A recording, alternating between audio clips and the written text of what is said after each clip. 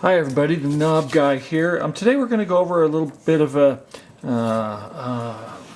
education on in chat about an entry door set. Roughly 1887 is the date on this set. It appears that we have a little bit of a mix here, so what I would say is the knobs are probably manufactured by a company called Peterborough up in Ontario, Canada. And the plates are manufactured by Nashua in this Nashua Lock Company down in but down from Canada, Nashua, New Hampshire. So what we have is a mix. But sometimes companies actually would purchase between each other and use their other capacity or different designs. Sometimes an architect or a builder would actually mix as well on site. They'd like, oh, I like this, but I really want those knobs, right? So that does happen. And it's really hard to tell what happened in 1887, looking back today, but those are two pretty common scenarios. So what we have here is we have hardware for a front door. We have this being the front of the door, this being the back side or inside of the door. So the front of the door, what we have is we have what's called an entry size doorknob. So an entry doorknob is large and it has a pretty expansive design to it.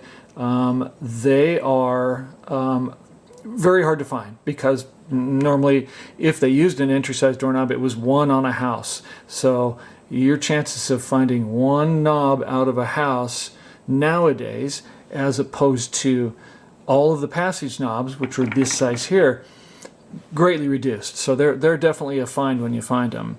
What you'll find on this particular knob is you'll see kind of a classic Eastlake design. You have kind of these flutes that come off. You have geometric lines that go around with the dots. You have these flares that come off, and you'll see the flowers in here. You'll also see fans, which are very typical back then, and then more geometrics around the center. And that, of course, is carried out to the back of the knob. So that's pretty cool. You'll see the same thing on this guy. You'll see the same kind of design, only smaller, There it is. And these are heavy. Everything you see here, again, is cast bronze. These are heavy little critters. They, of course, back then they used what were straight spindles. And, let's see. Hold on a second here. I should have handy a spindle somewhere. I have boxes and boxes of spindles. Here's one over here. So as you look at these spindles, you'll see that they are straight spindles. So there's no threads on them. But inside these holes, there are threads. On that screw, there are threads. So what you do is you put these together, you run that screw through the hole, off you go. One screw per knob. So that's how that worked back then. And they didn't start using threaded ones until after the turn of the century. We're toward the teens and 20, right in there, teens, mid-teens. So what we have is an entry door plate. And this is just an absolute gorgeous piece. You'll see the classic up here. You'll see classic geometrics. You'll see little flowers in the corner. You'll see fans around the rose. This is a square, what we call a pyramidal rose. So it is square in shape, and then it has, of course, these little geometric designs around the edge. It even has little flowery things up here in the corner, which is pretty cool. As you work down, you'll see these big fans. Now, you might recognize this type of fan. This set is actually based on what we call Egyptian revival design. So with Nashua, they're very famous about that. Nashua used a lot of Egyptian elements, kind of classic Egyptian elements in their designs. So this is one of them right here, and and that was really common in Eastlake. You'll see Spanish revival, you'll see a lot of Japanese or Asian influences, you'll see Arabic influences. There's just a ton of different styles. So again, you'll see different flares, different fans, all kinds of stuff here. Kind of a big flowery guy here. And then this has a swinging, what we call a swinging keyhole cover. So it's dual keyholes because it's an entry door. So you have kind of a regular lock and then you have a security lock. And when they say swinging keyhole, you'll see that this guy goes back and forth. And what was cool back then is on these ornate ones, they did a heck of a job at putting really neat designs onto the face. So this guy has kind of an incredible shape and some really neat design on the face of the swinging keyhole cover. So the perimeter design around this piece is wild as well. Very ornate, very Eastlake, with all the angles and cuts and squares and just all kinds of stuff. On the back, you can see how he was made. So on the back we have the back side of the rose. Now the rose on this, it's not a one piece. The whole thing is not one piece. The rose was actually attached afterwards. So it's a separate cast piece. So it's attached by these washers, and then they crimp these guys down and scrunch it out, and that's how it holds. And then as you work up, you'll see the same attachment here for the swinging keyhole cover. That's what it rotates on. That's its little stub or axle. And there's a number. They always gave these a series number. These don't mean anything when you see a number on the back like this, unless it says patent date blah blah blah, which is rare. It's normally just the series number, so they know what it is, what locks it goes with, all that stuff. So that is what they look like behind the scenes. And you don't get to see that all that often because it's usually stuck on a door. So that's a nice big plate that goes with a big knob. Now on the back side or the inside, oh, there goes my sign. On the inside you will see the rosette, right, which goes with the passage knob. Now the rosette, this particular one, again, is a Egyptian revival design.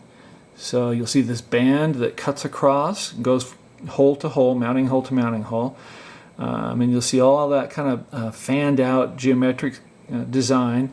You'll also notice, if you really look, you'll see that this has has a domed face to it. I know it's kind of hard to see, but it has a dome. So this whole thing kind of goes up. And if we show you in the back, you'll see that it's rounded out.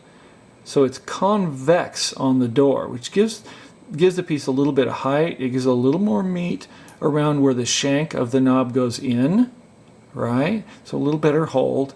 It's a nice piece, and I really like finding these. They're a cool, they're a well-designed piece of hardware, especially in the world of rosettes. And then the last piece is this guy. Now this is a ornate single design keyhole cover. So again, this would go on the reverse of this guy right here. They both would have, swinging keyhole covers. And this one has the same design on the swinging keyhole cover as was on the plate. The difference is that it would have its own little design on the actual plate itself. And so you can see again the geometrics. You can see the fans, the little flowery guys. You can see the exterior, perimeter design is similar to the plate. And then if you flip it over, you kind of see the same basic, construction on the back of the plate. So that is an entry door set from around 1887. Hard to find, not cheap when you do find them. and but really cool. So I'm going to set this all back down. So I just wanted to show you all that so that you would have you know, better understanding of what was manufactured back then, why they manufactured it, the styles. Again, Eastlake designs can be a variety of a wide variety of motifs, and this just happens to be you know, in the realm. Each manufacturer used different motifs. Some of them were really used a lot of Asian influences. Some of them used other things, and you find that Nashua did use a lot of Egyptian revival in their stuff, as well as a lot of floral type things or vernacular things, vernacular elements. And they're one of my favorite, and so I did want to show you guys them today and kind of talk about them. And anyway, any questions, you can contact me at our website. Our main website is knobsandhandlespc.com, all one word, www.knobsandhandlespc.com. Our main shop, as far as online store, is actually on Etsy, and it's called Eastlake Hardware. So it's Eastlake, or Etsy.com/shop/Eastlake Hardware, all one word, and you'll find wonderful things like this on there. Our physical storefront is called Knobs and Handles, and it's on the main street in Old Town, Prairie City, Oregon, which is in eastern Oregon, and it's on the way to nowhere, which makes it a great place to visit. So take care, and I'll be back. And happy knobbing.